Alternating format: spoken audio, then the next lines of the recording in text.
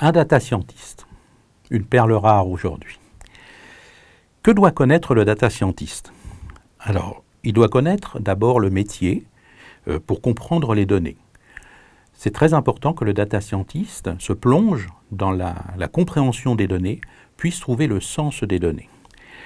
On a vu aussi que le data scientist devait connaître des techniques et des outils d'analyse de façon à pouvoir analyser ces données et les travailler et les transformer.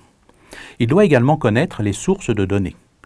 Les différentes sources qui existent. En Open Data, nous aurons un module qui traitera de ce sujet, nous permet aux data scientists d'analyser un certain nombre de sources de données.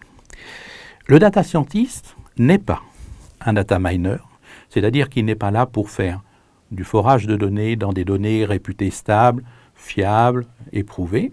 Il est là pour analyser un espace qui, lui, est non maîtrisé, qui est non structuré et qui est parfaitement évolutif. Ce n'est pas un statisticien. Le statisticien a l'habitude plutôt de rechercher les points communs entre différentes populations. Le data scientist recherche plutôt les singularités, ce qui sépare une personne d'une autre, par exemple.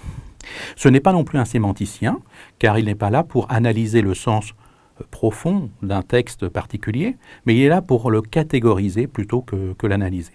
Nous aurons aussi un module qui traitera plus particulièrement de cela. Enfin, il doit maîtriser les notions d'abstraction.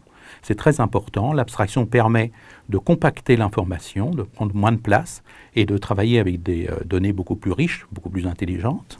Il doit comprendre aussi la connexité, c'est-à-dire tout ce qui relie les données entre elles et qui va permettre de passer d'un élément à un autre.